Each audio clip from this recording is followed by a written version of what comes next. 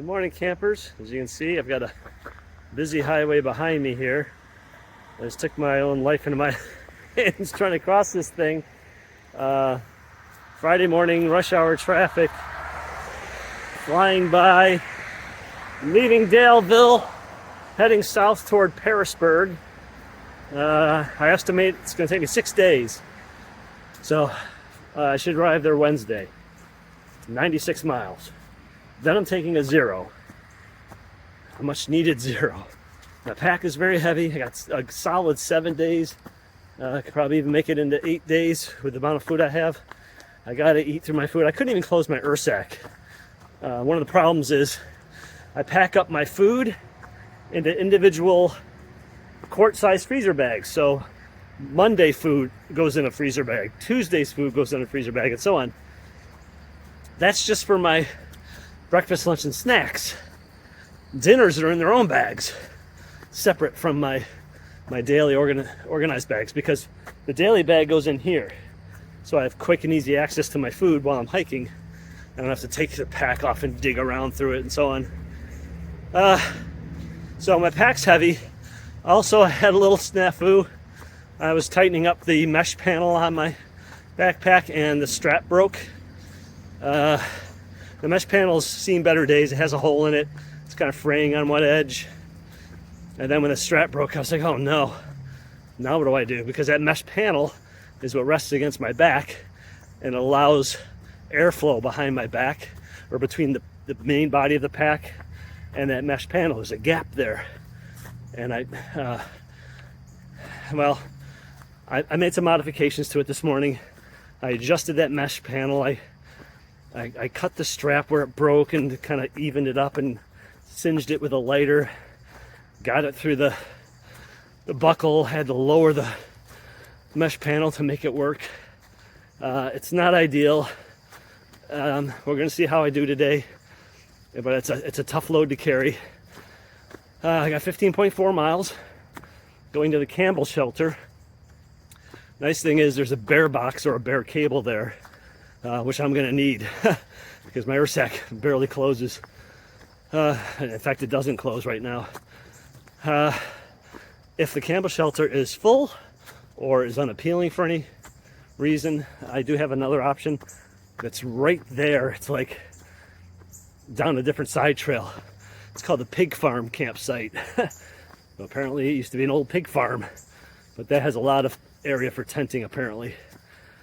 But I could still use the bear box or bear cable at the Campbell shelter. So it's a pretty good place for the night. The distance is reasonable, 15.4 miles. That's okay. I do have elevation gain of about 2,000 feet today. Right out of Daleville here. I'm going to do about a 1,000-foot climb in about a mile and a half. And then it's kind of, just up and down, small ups and downs for a few miles. And then there's another 1,000-foot climb in about a mile. And that's Tinker Cliffs. And that's where I'll get my first view of McAfee Knob. And then I come down the other side of Tinker Cliffs, and then it's kind of just a little up and down, up and down, up and down. And then there's a small up just before the shelter. So, tough day with the weight I have and the modifications I had to make to my pack. We'll see how it goes though. There's a deer up ahead, a young buck. He's got 2 antlers.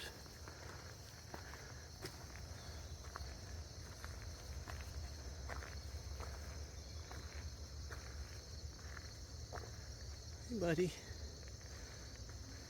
Right there. You're a handsome devil. I like your antlers.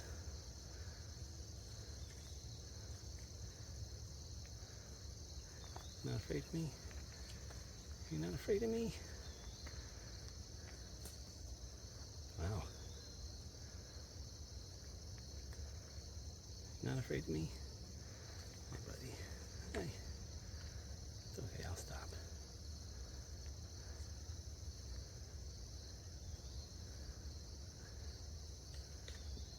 Buddy. You're a young buck, huh? Yeah. Come closer. Hey, buddy. I'm not gonna hurt you.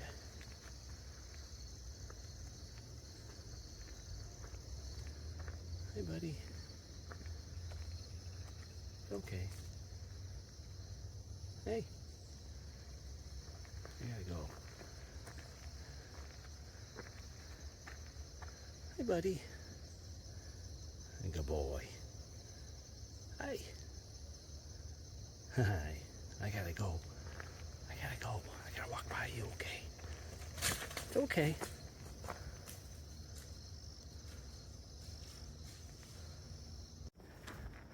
Was that young buck something? He let me get to within about 25 or 30 feet of him before he took off. There was also a young buck at the hotel last night out by the pool, wandering around eating grass or whatever. So that was kind of cool. Ran into a group of young people, college students from, wait for it, Washington and Lee College. It's at least the sixth group I've met or come across from that school. So far my pack modification for that mesh panel seems to be working okay. The real test will be when I start to sweat. But right now it feels reasonably comfortable as far as having a heavy pack. I estimate I'm in the low to mid 30s. I'm at least 32, 33 pounds right now. Maybe even 34, 35. I don't think I'm more than 35 though. Maybe 34 tops. So, you know, it's gonna be tough first few days. Labor Day weekend is gonna be some work. Wow, look at, there's like sand on the trail. It's like literally sand. It's white sand. Like you see at the beach. That's wild. Anyway, so feeling okay. It's starting to warm up a little bit. It's 8:20, and I can feel the sun's out. It's probably gonna get warm today, so I gotta stay hydrated. Hopefully there'll be a breeze. I'm glad I'm only doing 15.4 today. I want to get there reasonable time, get there by 5, and get to bed early. Get to bed 7:30 at the latest.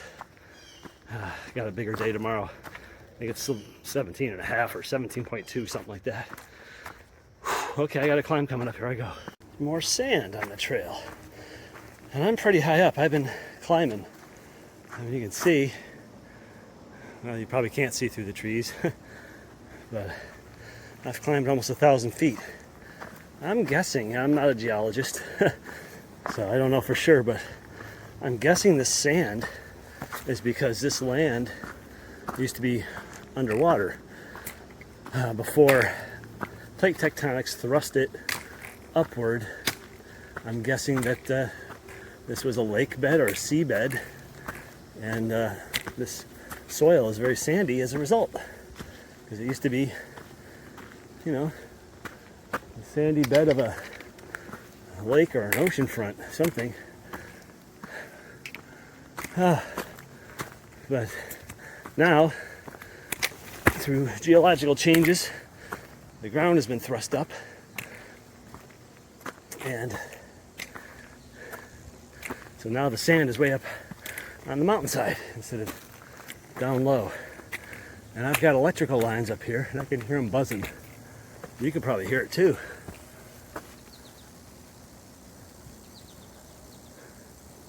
That's a comforting sound.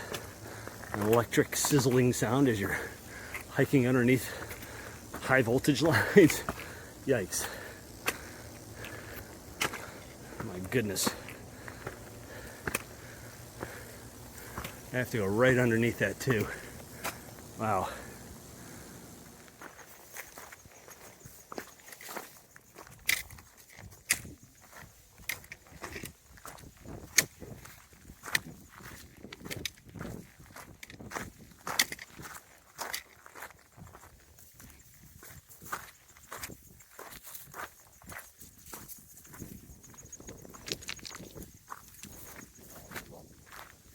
Looks like you could camp right down there at the base of that rock.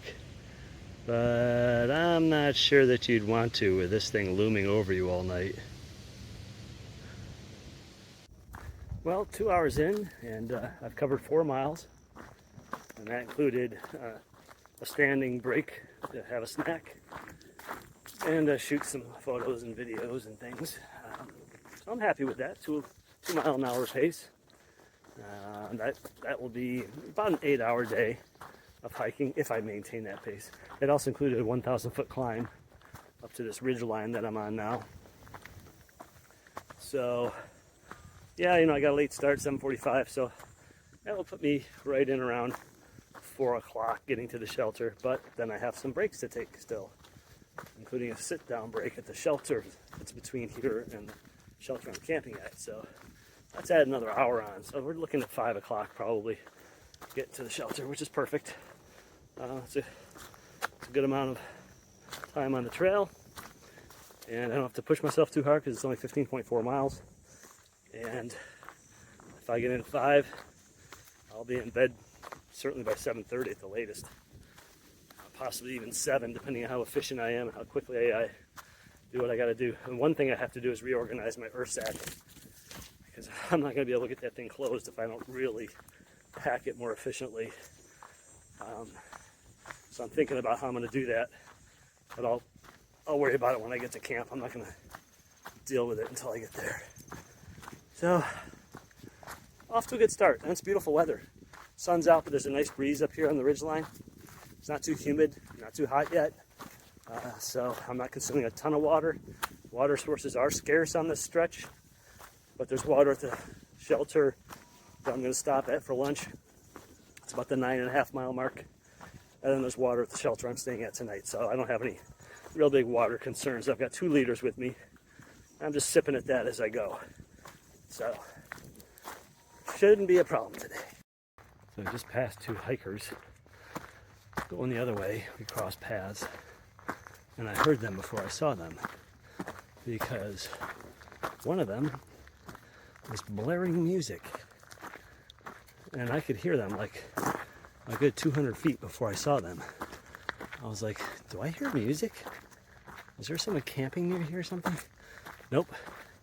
Guy coming down the trail with music pretty loud, way louder than it needed to be. Frankly, you should have earbuds in. Nobody else wants to hear your crappy music. Sorry, I don't care what it is, it's crappy. You're the kind of person who thinks it's cool to blast music while you're hiking through the woods. You're the kind of person with crappy taste in music. I can pretty much guarantee it. So, don't do that, people. Nobody wants to hear your crappy music.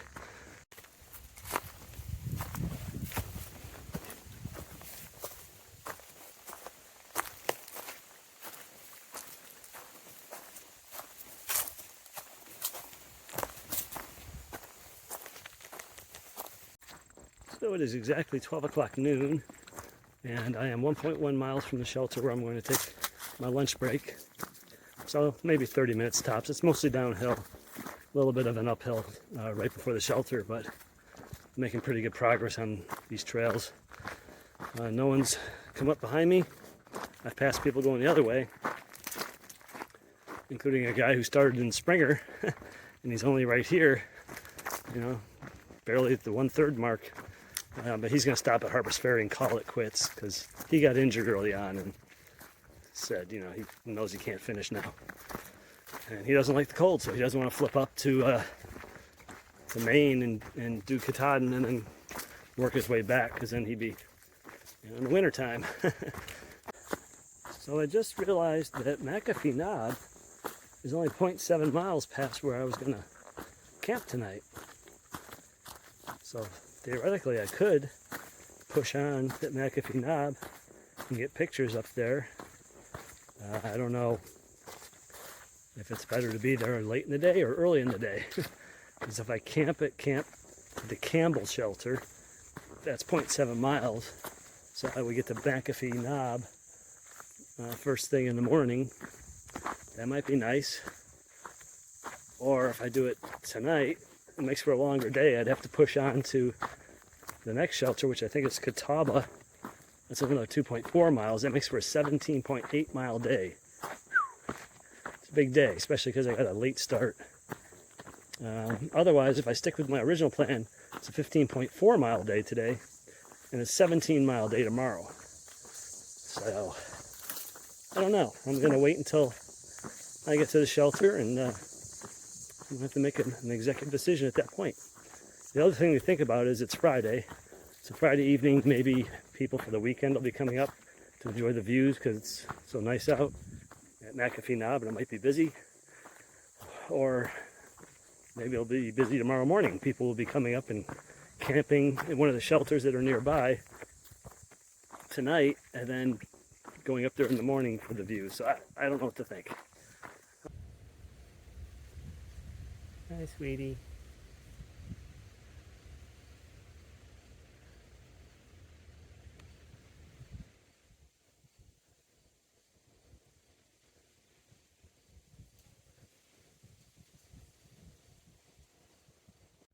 Okay, I've got an interesting background, so I thought I'd talk a little bit while I walk, and you can enjoy the scene behind me here.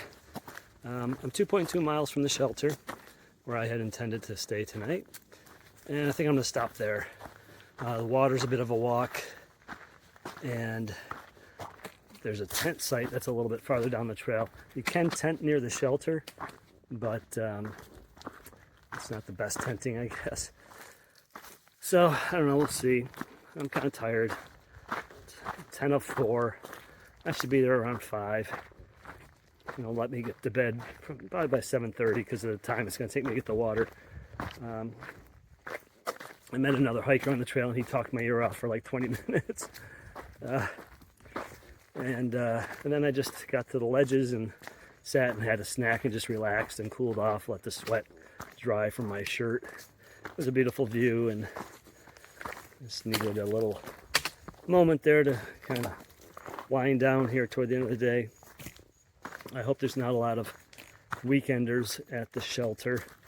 You know, going to McAfee Knob tomorrow, since McAfee Knob is only 7/10 of a mile south of this shelter. So at least there will be plenty of tenting spots at the pig farm campsite, as they call it. So it won't be, well, I shouldn't say this. I don't want to jinx myself. I was going to say it won't be full. I mean, anything's possible on a Friday night, Labor Day weekend, near McAfee Knob.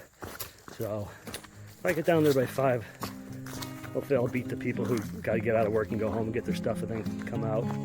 So, I don't want to dilly-dally.